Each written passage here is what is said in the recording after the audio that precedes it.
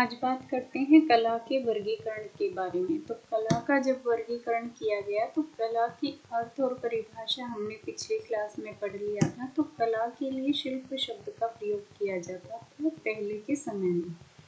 तो शिल्प जो शब्द है वो सबसे पहले महर्षि पाणिनि ने अपने अष्टाध्यायी नामक ग्रंथ में सभी कलाओं के लिए जो है वो शिल्प शब्द का प्रयोग किया था, सभी कलाओं के लिए।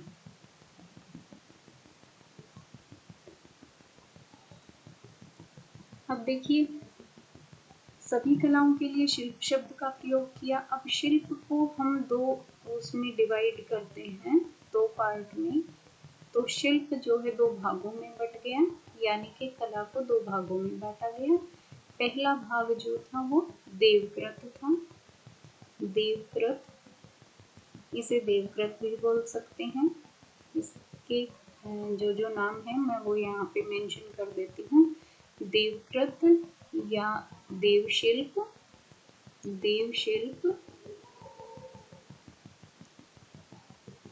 या कॉस्मिक आर्ट, या फिर क्या हो गया, कॉस्मिक आर्ट। तो इन नामों से जो है देवशिल्प को पुकारा जाता है, इन्हीं नामों से। और दूसरी तरफ जो है वो मानवकृत आ गया, मानवकृत या मानव शिल्प बोल देंगे इसे, मानवीय शिल्प बोल देंगे। ठीक है। अब देवकृत में जो है क्या चीजें आ जाती हैं, झरने, जो भगवान ने जो चीजें बनाई हैं वो सभी इसमें आएंगी। पेड़, फूल, ये सारी चीजें, नदियां, ये सब जो है वो देवकृत या देव शिल्प में ये सारी चीजें आ जाएंगी। अब मानवकृत या मानवीय शिल्प जो है उसको भी हम दो भागों में बांट देंगे, उसको भी दो भागों में बांट देंगे। पहले वाला जो है वो चारु शिल्प आ जाएगा, चारु शिल्प।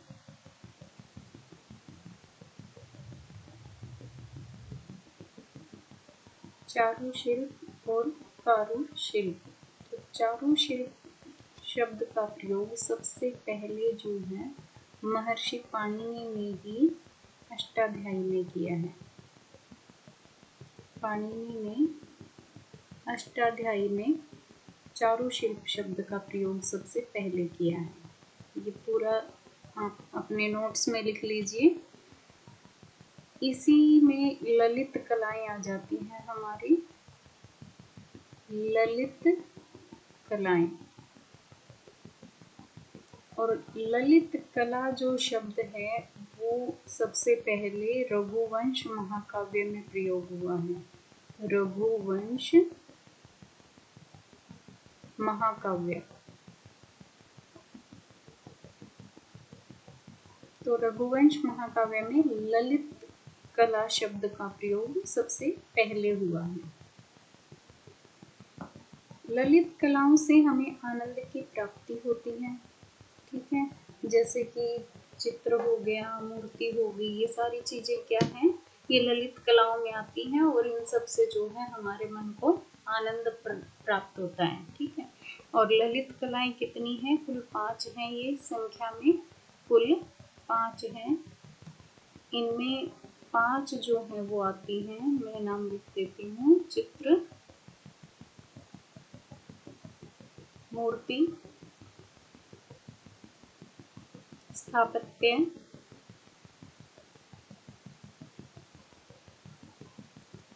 काव्य और संगीत, काव्य और संगीत। तो कुल 5 ललित कलाएं हैं, चित्र, मूर्ति, स्थापत्य, काव्य और संगीत। ये क्वेश्चन में आ जाता है कई बार एग्जाम में ये क्वेश्चन कि ललित कलाएं जो हैं कितनी हैं, और ये भी क्वेश्चन आ जाता है किसी और का भी नाम इसमें ऐड करके पूछ लेंगे कि इनमें से कौन सी ललित कला नहीं है, या 3 नाम अलग दे करके एक इनमें से दे देंगे और पूछ लेंगे कि इनमें से बताएं कि ललित कला कौन सी है। तो आप इन सब के पांचों के नाम ध्यान में रखिए कि ये संख्या में 5 हैं, चित्र, मूर्ति, स्थापत्य, काव्य और संगीत हैं। अब देखिए ये कारुशिल्प जो है ये उपयोगी कला है। उपयोग में जो वस्तुएं आती हैं वो इसी के अंतर्गत आती हैं। उपयोगी कला के अंतर्गत कारुशिल्प के अंतर्गत आती हैं, जो हमारी भौतिक आवश्यकताओं की पूर्ति करते हैं। भौतिक आवश्यकताओं की पूर्ति करते हैं जो, जैसे कि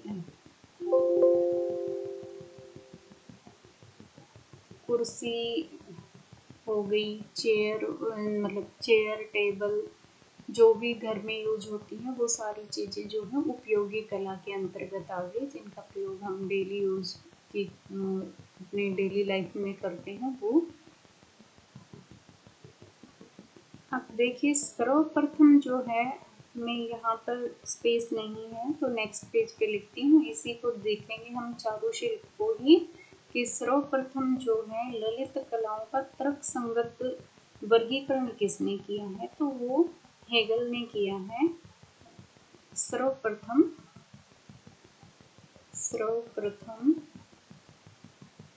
ललित कलाओं का वर्गीकरण, एक मिनट,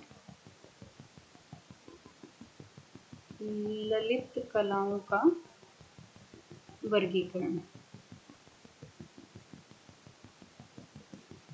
अभी इसमें हेगल द्वारा बताया गया, हम देखते हैं कि उन्होंने किस तरीके से इसका वर्गीकरण किया है।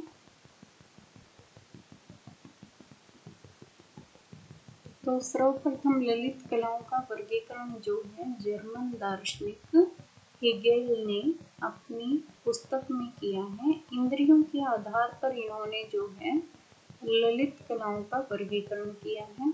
अब इसमें इंद्रियां कौन कौन सी शामिल की हैं इन्होंने, एक तो आँख को शामिल किया है और दूसरा कान को, यानी कि इन 2 इंद्रियों के आधार पर इन्होंने जो है यहाँ पर इसका वर्गीकरण किया है। ये जर्मन के दार्शनिक थे।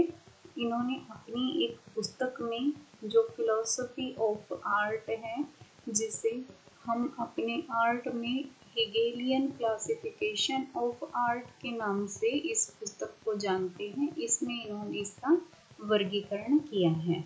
और ये वर्गीकरण भी 2 तरीके से इन्होंने किया है, जैसा कि मैंने आपको बताया कि आँख और कान के आधार पर।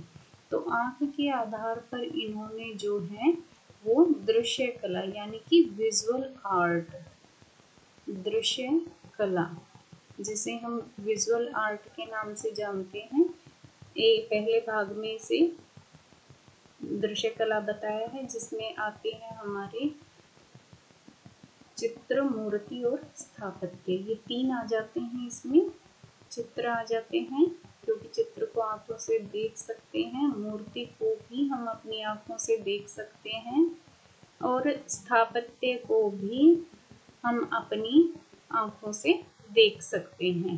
तो ये जो है तीनों ही इसमें दृश्य कला में आ जाते हैं। अब इनमें जो है प्रधान तत्व देखे जाते हैं, जैसे चित्र में रेखा, रंग जो होता है प्रधान तत्व होता है। मूर्ति में जो प्रधान तत्व होते हैं वो जैसे मिट्टी हो गई, टूल्स हो गए, और स्थापत्य में ईंट, सीमेंट, पत्थर, ये सारी चीजें आ जाती हैं। दूसरा इन्होंने काव्य और संगीत में, काव्य और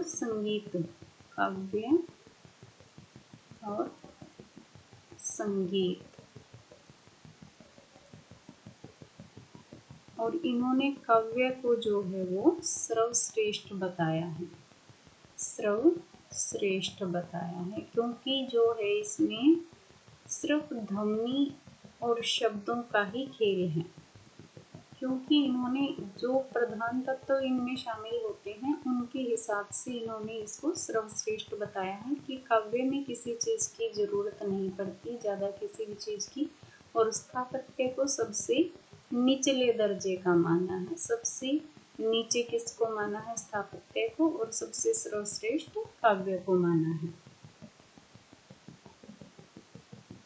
अब देखिए मानवीय शिल्प जो है उसी को हम पढ़ रहे हैं, तो इसमें चारु कला आ जाती है और कारु कला आ जाती है। चारु जो है वो ललित कलाएं आती हैं इसमें, और कारु में उपयोगी कलाएं आ जाती हैं। अब चारु कला में जो है मुख्य कलाएं होती हैं ये सारी की सारी, और इसमें जो है अपनी ये सारे चित्र, मूर्ति, स्थापत्य, काव्य, संगीत, ये सब यानी कि सारी ललित कलाएं इसमें काउंट होती हैं। मुख्य कलाएं हैं ये, और इसको दो भागों में डिवाइड करके समझते हैं।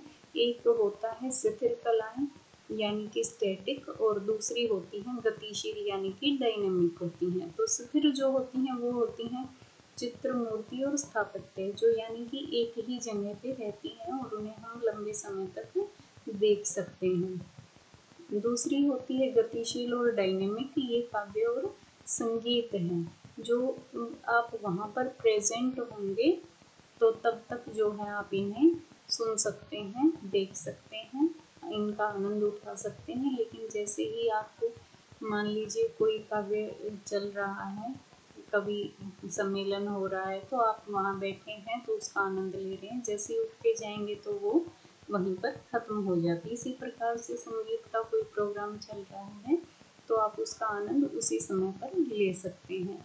लेकिन चित्र, मूर्ति, स्थापत्य ये लंबे समय तक रहते हैं।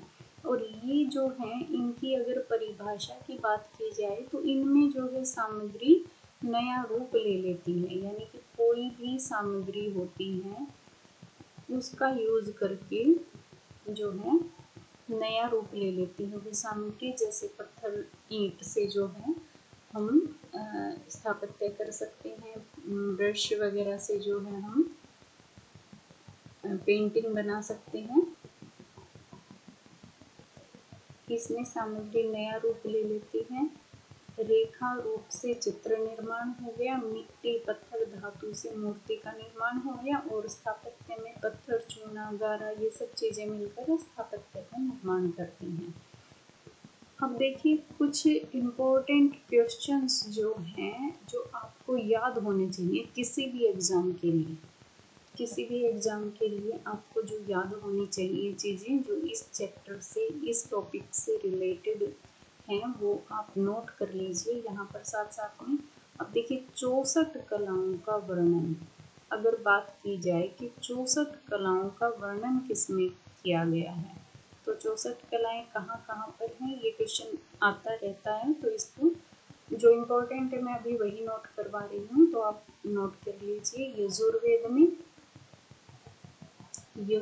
में 64 कलाओं का वर्णन हुआ है। कामसूत्र में 64 कलाओं का वर्णन हुआ है, कामसूत्र और शुक्र नीति, शुक्र नीति, इन तीनों में जो है 64 कलाओं का वर्णन किया गया है। 86 कलाओं का वर्णन किसमें किया गया है? याद रखिए, नंबर को याद रखिए और बुक्स को याद रखिए कि कौन कौन सी किताबों में, कौन कौन से ग्रंथ में इनका वर्णन किया गया है। तो 86 कलाएं बताई गई हैं ललित विस्तार में, ललित विस्तार। अब 72 कलाओं का वर्णन, 72 कलाएं, 72 कलाएं हैं प्रबंध कोश, प्रबंध कोश, ये जैन धर्म से संबंधित पुस्तक है, जैन धर्म से संबंधित है। इसमें 72 कलाएं बताई गई हैं। तो ये तीनों क्वेश्चन इम्पोर्टेंट है। ये 64 कलाओं वाला तो बहुत बार रिपीट हुआ है, तो इसको ध्यान रखें। अब जो है कुछ और क्वेश्चंस हैं वो देख लेते हैं। अब देखिए अष्टाध्यायी में बात करते हैं अष्टाध्यायी की। अष्टाध्यायी। सभी क्वेश्चन इम्पोर्टेंट हैं, अब यहाँ से देख लेते हैं। 64 कलाओं का वर्णन किया है यजुर्वेद कामसूत्र और शुक्र नीति ग्रंथ में। 86 कलाओं का वर्णन किया गया है ललित विस्तार में और 72 कलाओं का वर्णन किया है प्रबंध कोश में, जो जैन धर्म से संबंधित है। अब अष्टाध्यायी ग्रंथ की बात करें तो इसमें सभी कलाओं के लिए शिल्प शब्द का प्रयोग किया गया है, सभी कलाओं के लिए। कौशतकी ग्रंथ में संगीत के लिए शिल्प शब्द का प्रयोग किया गया है। ऋग्वेद में सर्वप्रथम कला शब्द का प्रयोग किया गया है। वेरी इंपॉर्टेंट क्वेश्चन, बहुत बार एग्जाम में रिपीट हो चुका है। ऋग्वेद में सर्वप्रथम कला शब्द का प्रयोग हुआ है। नाट्य शास्त्र में सर्वप्रथम कला शब्द का यथार्थवादी प्रयोग हुआ है। अष्टाध्यायी ग्रंथ में सर्वप्रथम चारुकला शब्द का प्रयोग हुआ है और रघुवंश महाकाव्य में सर्वप्रथम ललित कला शब्द का प्रयोग किया गया है। अब देखिए चित्रकला को सर्वश्रेष्ठ किस ग्रंथ में बताया गया है, तो यहाँ पर दो हैं, चित्रसूत्र या फिर विष्णु धर्मोत्तर पुराणी, क्योंकि चित्रसूत्र जो है वो विष्णु धर्मोत्तर पुराण के अंतर्गत आता है। तो चित्रसूत्र ऑप्शन में आ जाए या विष्णु धर्मोत्तर पुराण आ जाए तो चित्रकला को सर्वश्रेष्ठ इसमें बताया है। दूसरा है चित्रलक्षण और तीसरा है सम्रांगण सूत्रधार। इन तीनों में चित्रकला को सर्वश्रेष्ठ बताया है। ये भी वेरी इंपॉर्टेंट क्वेश्चन है, ये भी बहुत बार रिपीट हो चुका है। अब देखिए नाट्य कला को सर्वश्रेष्ठ बताया है नाट्य शास्त्र में, ये तो इसके नाम से ही पता लग जाता है। अब हेगल जो जर्मन दार्शनिक थे, उनके अनुसार सर्वश्रेष्ठ कला जो है वो काव्य कला है और सबसे निचले दर्जे की कला जो है वो स्थापत्य कला है, क्योंकि इसमें मटेरियल बहुत ज़्यादा लगता है, तो इन्होंने इसके हिसाब से इसे सबसे नीचे दर्जे का माना है। और काव्य कला में कुछ भी नहीं लगता सिवाय शब्दों के, इसलिए सबसे सर्वश्रेष्ठ जो है काव्य को माना है। और इसी के साथ हमारी ये वाली क्लास समाप्त होती है। धन्यवाद।